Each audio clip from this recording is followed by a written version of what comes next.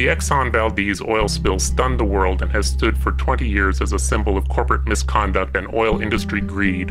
But in 3 short weeks, the oil spill from an out-of-control oil well disaster in the Gulf of Mexico has eclipsed the Valdez. Late on the night of April 20th, 50 miles from the shore of Louisiana, a fire broke out aboard the Transocean Deepwater Horizon oil rig under lease by BP. After a massive explosion, the rig was consumed by fire, later collapsing and sinking into the Gulf. Safeguards, set in place to automatically cap the oil well in case of catastrophe, did not work as expected, and now estimates originally claimed by BP to be 5,000 barrels of crude oil are thought to be as high as 50,000 barrels of crude pouring into the Gulf of Mexico every day and could possibly continue to do so for months. We may never know the reasons for this disaster, be they misconduct, human error, or accident due to forces outside our ability to predict. What we do know is that lax oversight by our federal agencies and a willingness to indulge the oil corporations by our federal government has emboldened an already arrogant and reckless industry. As BP flails in the oil-contaminated Gulf of Mexico, failing to stop the flow of oil, which is as much as 10 times greater than BP has publicly acknowledged, they also fail to contain and clean up the massive quantity of oil already drifting in the Gulf. What follows is some dramatic insight into the level of arrogance and incompetence within the BP booming and cleanup operation. There is some strong language here. There is a reason for it. Stay tuned and you'll be able to do a better job than BP is doing.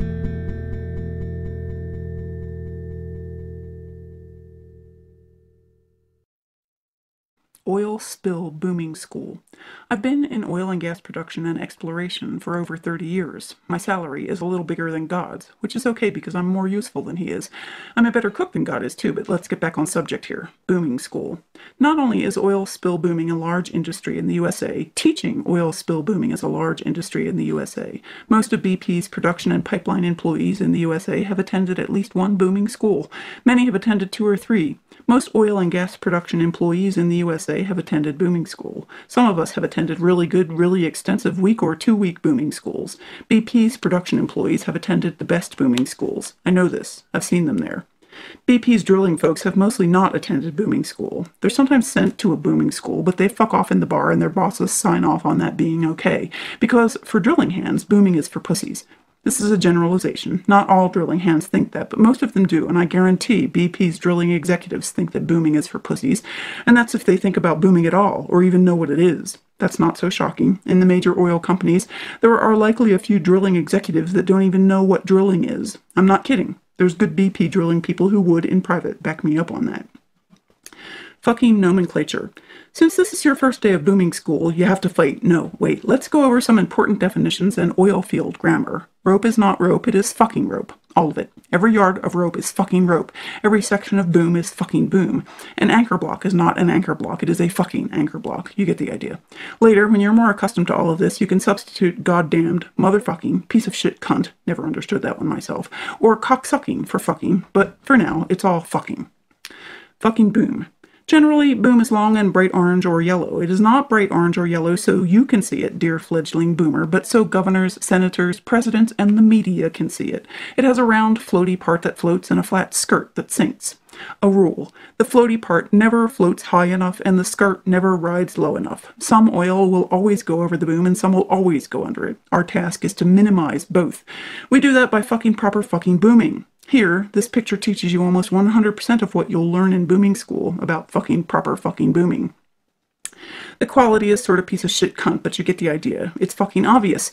Boom is not meant to contain or catch oil. Boom is meant to divert oil. Boom must always be at an angle to the prevailing wind wave action or surface current. Boom, at this angle, must always be layered in a fucking overlap sort of way with another string of boom. Boom must always divert oil to a catch basin or other container from where it can be removed from the fucking area. Looks kind of involved, doesn't it? It is. But if fucking proper fucking booming is done properly, you can remove by far most of the oil from a shoreline, and you can do it day after day, week after week, month after month. You can prevent by far most of the shoreline from ever being touched by more than a few transient molecules of oil. Done fucking properly, a week after the oil stops coming ashore, no one, man nor beast, can ever tell there has been oil anywhere near that shoreline.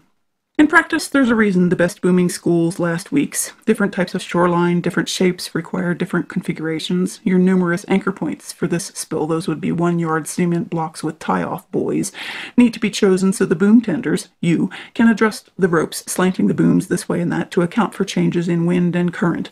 Booms are tended 24/7, by the way, but just having learned what you've learned here today, you know enough of the concept to figure it out. You get it. You could go out there and watch how the ping pong balls, your test oil, glide along the boom. You could see where they missed the catch basins, and you could adjust and reconfigure, and you could perform fucking proper fucking booming.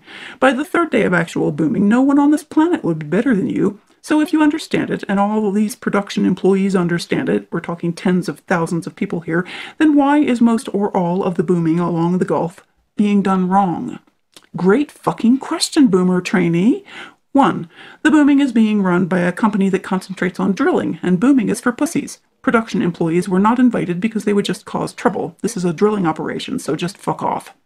2. There's not enough boom, rope, nor anchor on this planet to properly boom the northern Gulf Coast of Mexico. There should be. It's not that much of an expense. Really, it's not. They said they were ready. Having enough materials to perform fucking proper fucking booming is part of being ready. They're not ready, are they? 3. Governors, senators, presidents, and most of all the piece of shit cunt media don't know what fucking proper fucking booming looks like. So you can lay a single line of neon glow orange boom out parallel to the shore for miles, with anchor points every quarter mile to where a good part of it washes up onto the shore like a huge dead orange nightcrawler, and they won't know the difference. Where it manages to stay off the bank, a little 2-foot chop you would let your kids frolic in will send all the oil either over or under it.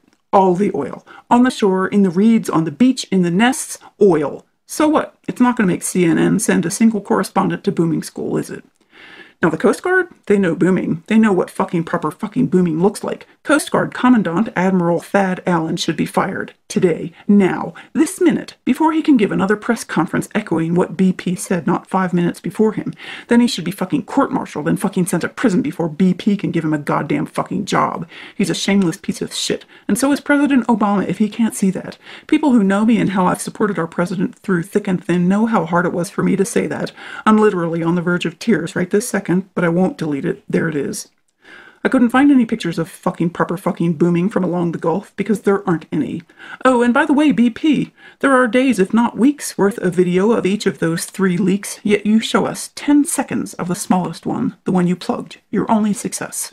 Now you're going to try a junk shot and or a top kill. You say you know either of these could make the leaks worse, possibly much worse. Well, show us the goddamn leaks before and after. We have a right to know if you made it worse, and we're tired of taking your word for anything. It's our seafloor, not yours. Note, all media contacts, please consult actual booming experts. There are about 100. If you can't find one in time for your show tonight, you're a bad fucking journalist. Now, finding one that's not afraid of BP, that might be a challenge, but you're fucking up to it.